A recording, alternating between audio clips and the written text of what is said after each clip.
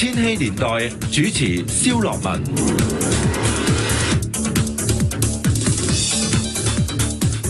早前有啲外電嘅報道咧，引述消息咧就指港交所正係考慮係延長股票交易時段啦。咁方案就包括咧取消咧而家1個鐘頭嘅午休啦，即係12點至1點啦。咁亦都話會提前半個鐘頭開市，即係去到提早到係朝早9點鐘嘅咁。咁另外都話咧係研究增設夜市嘅時段啦。首先係會研究優先一啲嘅衍生產品嘅優化啲衍生產品嘅交易時段啦。咁嗱，港交所發言人咧都有講嘅，即係目前正係研究包括延長交易時段在內嘅多項提升市場便利措施，而有關優化現貨市場交易時間嗰個建議咧，仍然處於係非常早期嘅探討階段。任何調整咧都係要審慎評估對市場嘅影響，並且綜合咧考慮市場各方嘅意見啦，同埋互聯互通機制嘅安排等等嘅咁。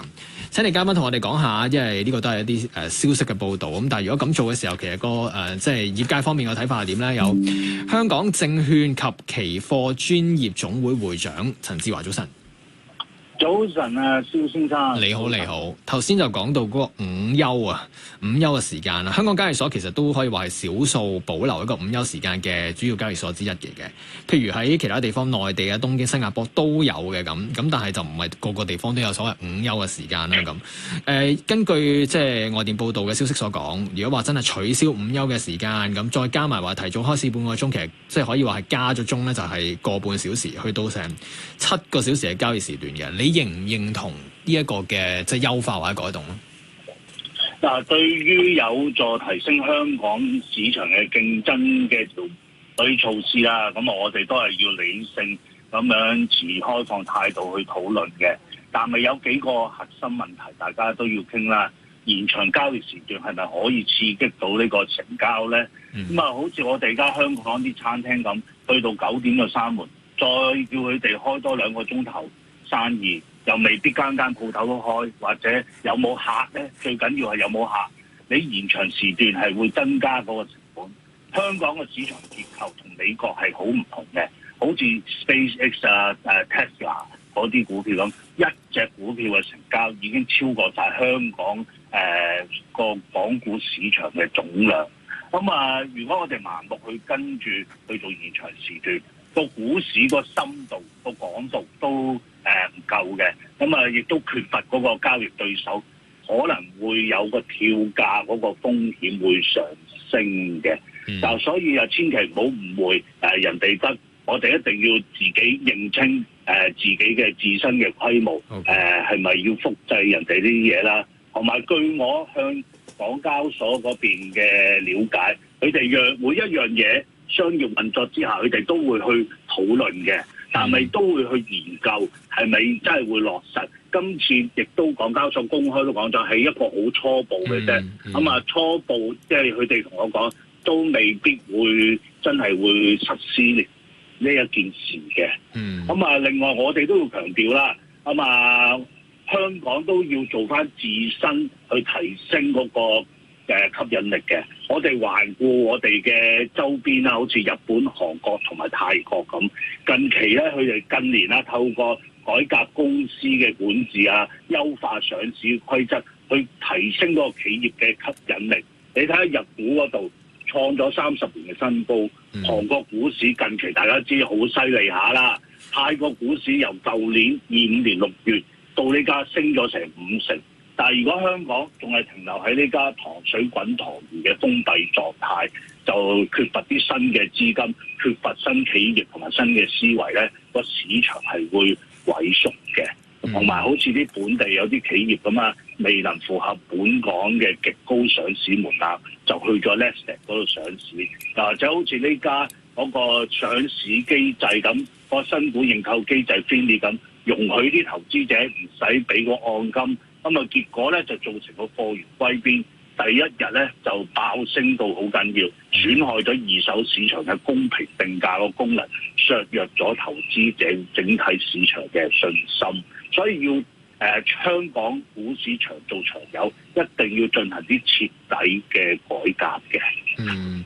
另外，外電都有消息就話咧，港交所係研究咧增設呢個盤後交易時段，咁就可能係夜晚8點至到午夜之間啦。咁目的就係接駁美股嗰個早盤交易嘅，咁但係就只係限於一啲少數規模比較大嘅股票。你自己評估個可行性會幾高咧？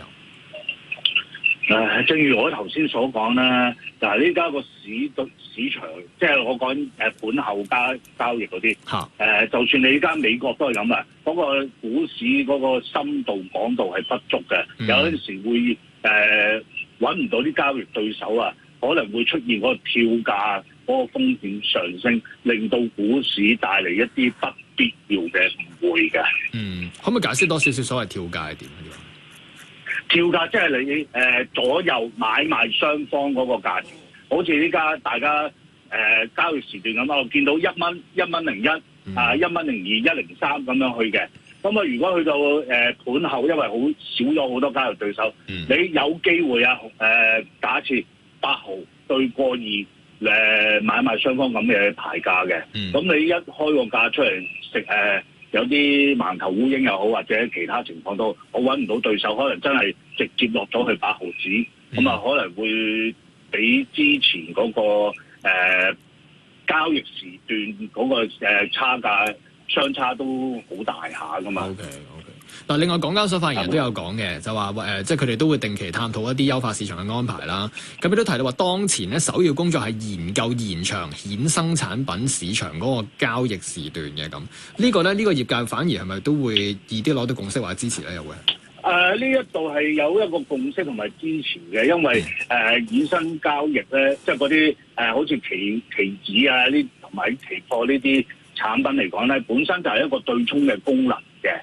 當然啦，有現貨市場一齊開埋更加好，但係無奈啦，因為你現貨嗰度要配合好多嘢，好似上市公司都要配合噶嘛。你如果突然間出咗啲消息，你要叫晒老闆啊、法律顧問啊等等去配合嘅，或者政府都會有相關好多資源落咗去嘅。但係期貨方面，如果你單一開咗期貨市場，都還可以嘅，可以做到一個對沖嘅功能嘅。